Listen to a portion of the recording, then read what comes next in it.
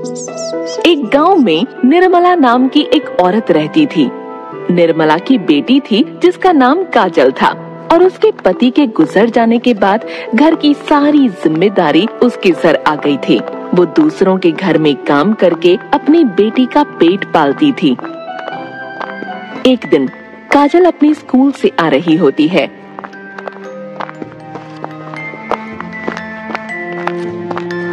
क्या हुआ बेटी, तू इतनी जल्दी स्कूल से कैसे आ गई?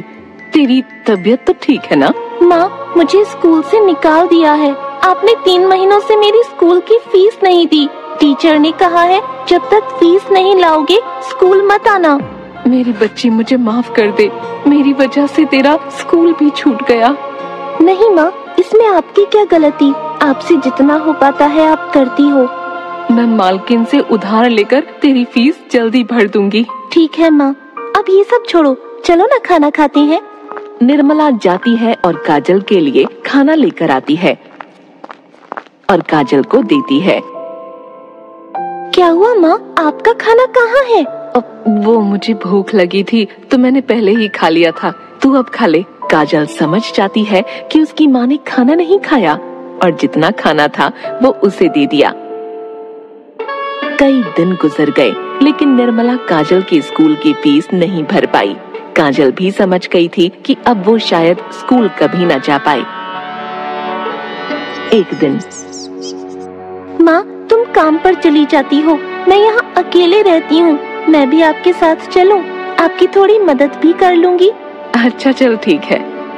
दोनों माँ बेटी जाती हैं। उन दोनों को देखकर अनीता, जिसके यहाँ निर्मला काम करती थी, कहती है, अरे निर्मला, ये कौन है? मालकिन, ये मेरी बेटी है काजल। तो तुम इसे यहाँ क्यों लाई हो?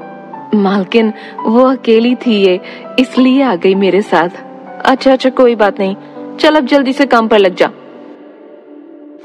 निर्मला काम करने लग जाती है और काजल वहाँ पड़ी एक बुक उठा लेती है और पढ़ने लग जाती है। इतने में अनीता वहाँ आ जाती है और कहती है, अरे अरे, ये क्या कर रही है तू? निर्मला, अरे ओ निर्मला, कहाँ है? जी मालकिन, कहिए। निर्मला, अपनी बेटी को देख, पढ़ रही है। इसे घर के काम सिखा, वही इसके काम आएगा, ये पढ़ाई लिखाई नहीं। मालकिन, आप ऐसा क्यों कह रही हैं? मैं पढ़ना चाहती हूँ। एक नौकरानी की बेटी होकर तू पढ़ाई करेगी? जाकर काम कर। निर्मला चुपचाप काम करने लगती है, लेकिन उसे अनीता की बातों का बहुत बुरा लगता है। वो काम करके घर पहुंचती है और माँ लक्ष्मी के सामने जाकर रोने लगती है। माँ, मैंने ऐसी क्या गलती कर दी जिसकी सजा मेरी बेटी को मिल रही है? मैंने अपने पूरे जीवन में कभी किसी के साथ कुछ गलत नहीं किया, किसी के साथ कोई छल नहीं किया, फिर भी मैं अपनी बेटी को अच्छे से पढ़ा नहीं पा रही, उसे ढंग से 2 वक्त का खाना नहीं दे पा रही।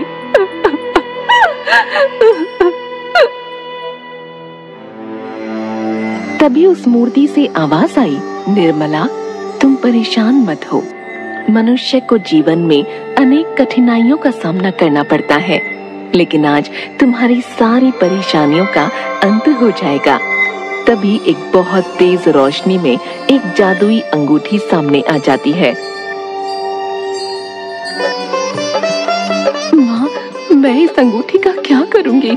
ये कोई साधारण अंगूठी नहीं है, ये एक जादुई अंगूठी है। इस अंगूठी से जो चीज तुम चाहोगी वो तुरंत मिल जाएगी। बस इस अंगूठी को घुमाना और मुझे याद करना। धन्यवाद माँ, धन्यवाद। लेकिन निर्मला, एक बात का हमेशा ध्यान रखना, ये अंगूठी किसी गलत व्यक्ति के हाथ नहीं लगनी चाहिए। जी माँ, जी मैं ध्यान रखूंगी माँ। निर्मला वो अंगूठी पाकर बहुत खुश थी। यहाँ अभी कोई नहीं है, चलो इस अंगूठी की परीक्षा लेती हूँ। निर्मला अंगूठी को घुमाती है और माँ लक्ष्मी का ध्यान करते हुए अच्छे खाने की कामना करती है। वैसे ही एक टेबल पर लजीज खाना आ जाता है। वो और उसकी बेटी पेट भर कर खाना खाते हैं और चैन की नींद सो जाती हैं।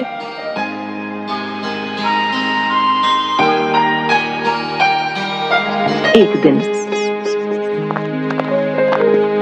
माँ, आप इस अंगूठी की मदद से मेरी फीस भर दो ना। हाँ मेरी बच्ची, मैं अभी इस अंगूठी की मदद से तुम्हारी फीस का इंतजाम करती हूँ। निर्मला फिर माँ लक्ष्मी का ध्यान करती है, अंगूठी को घुमाती है और पैसों की कामना करती है और उसे पैसे मिल जाते हैं और वो उन पैसों से काजल की फीस भर देती है। उस अंगूठी की मदद से निर्मला ने वो सब हासिल कर लिया जो उसे चाहिए था। इसके साथ ही उसने अपने लिए बहुत सारी गाय खरीदी, जिनका दूध निकालकर वो बेचने लगी।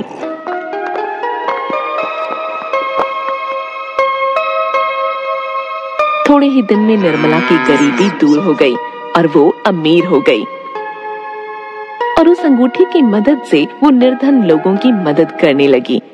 लेकिन गांव के कई लोगों को ये बात खटकने लगी और लोग आपस में बात करने लगे। उसके पड़ोस में रहने वाली औरतें भी उससे जलने लगीं। पड़ोस में रहने वाली दो औरतें बात करते हुए, अरे जी, इस निर्मला के पास न जाने इतना धन कहाँ से आ गया। कहाँ तो इसके पास खाने को नहीं था और अब देखो सब है। हाँ निशा, तू सही कह रही है, कुछ तो बात है, हमें इसका पता लगाना होगा। हाँ जी, सही कह रही हो आप। दोनों देवरानी और जेठानी मिलकर निर्मला के घर की निगरानी करने लगी और एक दिन उन्होंने निर्मला को उस अंगूठी का इस्तेमाल करते देखा। और फिर क्या था, एक दिन निशा ने मौका पाकर उस अंगूठी को चुरा लिया। अगले दिन निशा अपनी जेठानी के पास आई। ये देखो जीजी, मेरे पास क्या है। अरे निशा, ये तो वही अंगूठी है जिसकी मदद से निर्मला इतनी अमीर हो गई है। हाँ, ये वही अंगूठी है। लाला, मुझे दे। आपको क्यों दूं? इसे चुरा कर तो मैं लाई हूँ। लेकिन मैं तुझसे बड़ी हूँ ना, इस घर में जो चीज आती है वो सबसे पहले मुझे मिलती है। इस बात को लेकर दोनों में लड़ाई हो जाती है और दोनों के बीच मारपीट हो जाती है। लड़ते लड़ते दोनों को काफी चोटें आ जाती हैं, जिस वजह से वो दोनों बेहोश हो जाती हैं। इधर निर्मला को अंगूठी नहीं मिल रही थी, जिस वजह से वो बहुत परेशान थी। वो अंगूठी को इधर उधर ढूंढ रही थी। तभी उसे बेहोश पड़ी निशा दिखाई देती है और जब वो पास जाती है तो देखती है कि निशा और उसकी जेठानी दोनों बेहोश पड़ी हैं और निशा के हाथ में वही अंगूठी है। अरे, इस अंगूठी के लालच के चलते ये देवरानी जेठानी आपस में लड़ रही हैं। ऐसे तो बहुत से लोग इस अंगूठी को पाने के लिए लड़ाई कर सकते हैं। मैं इस अंगूठी को ही खत्म कर दूं, जिससे सबका लालच ही खत्म हो जाएगा। निर्मला अंगूठी उठाती है और नदी में ले जाकर फेंक देती है और खुद अपनी गायों की देखभाल करके गांव में दूध बेचकर अपने परिवार के साथ खुशी खुशी रहने लगती है।